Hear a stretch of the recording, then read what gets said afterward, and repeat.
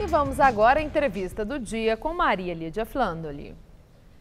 Depois de muita insistência e resistência, foi instalada a CPI dos pedágios na Assembleia Legislativa de São Paulo, que já iniciou as investigações sobre contratos firmados com as concessionárias das rodovias paulistas.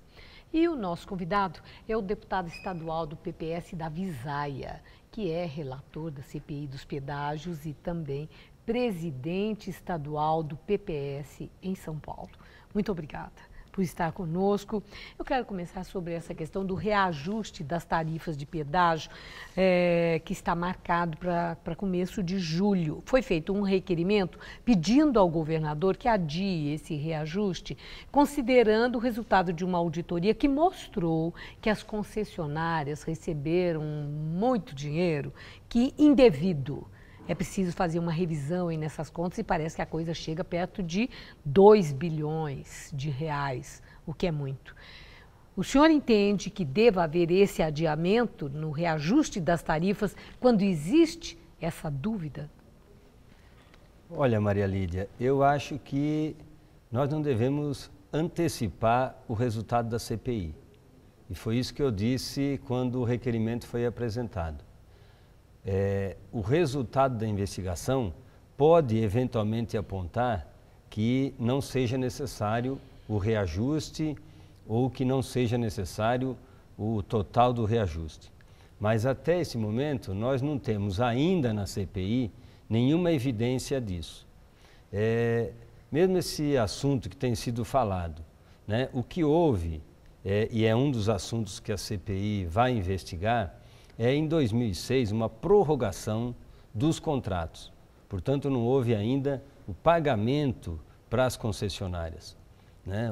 Mas e esses 2 bilhões que teriam esses sido 2 pagos bilhões, indevidamente? até agora a informação que eu tenho, é um cálculo que se faz de que essa prorrogação geraria para os caixas, né, das empresas esses 2 bilhões. Mas não que o governo do estado já pagou 2 bilhões para as empresas agora. Mas faz diferença? Né? Se gera um caixa de 2 bilhões? Faz diferença porque o próprio governo do estado, né, a partir dessa auditoria que foi feita, já solicitou na justiça a discussão para romper ou eventualmente cancelar esse aditamento.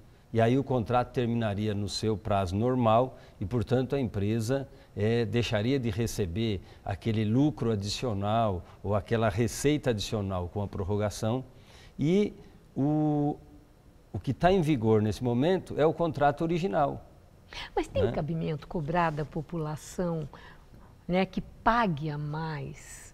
Quando existe aí essa dúvida? Então é por isso E ano eleitoral ainda, para o Alckmin, isso aí não pode ser contraproducente? Não, claro, eu acho que se tiver dúvida, né, provavelmente o governador vai ser o maior interessado em encontrar uma solução para isso. Eu acho que nós, enquanto os dados que a gente tem da CPI e um primeiro requerimento, que foi um requerimento que eu apresentei, foi justamente a memória de cálculo, né, a partir de cada contrato que foi assinado, da evolução da tarifa de cada praça de pedágio. E não tenha dúvida que, a partir do momento em que a gente identificar que tenha acontecido algum erro, nós vamos fazer constar do relatório da CPI, né, a solução disso, certo, ou uma sugestão, ou um encaminhamento ao Ministério Público, ao próprio governo. Isso. Eu acho que, nesse momento, né, a gente antecipar, sem ter nenhuma evidência, é entrar num jogo político. Olha, a CPI está sugerindo que não tem aumento e, eventualmente, o governo aumentou, porque o governo tem que continuar cumprindo os contratos, a menos que ele tenha evidência suficiente para não fazer o reajuste. Que ainda o Alckmin não existe, corre o existe, risco, né, de passar a ideia, acatando esse seu argumento, que o governo está do lado das concessionárias e não do lado do cidadão que já paga tanto imposto e tanta tarifa? Olha, eu acho que o governo, há duas questões nessas questões de contrato. Decisões precipitadas ou sem fundamento costumam ficar mais caras depois para o próprio contribuinte, né? Porque se você toma uma medida que não tem sustentação legal, que não tem sustentação jurídica, né, você vai perder isso e, em perdendo, o governo do estado tem que repor isso. Por isso é que nós queremos tratar isso com muita responsabilidade. Falando agora sobre as eleições 2014, PPS já tem definido que apoia a candidatura de Eduardo Campos, do PSB, para a presidência da República. Em São Paulo, já fechou com o governador Geraldo Alckmin. E como é que está a questão do PSB, no seu entender, que essa está em suspenso ainda? O senhor percebe nas suas relações com o PSB a chance do PSB fechar com o Alckmin também?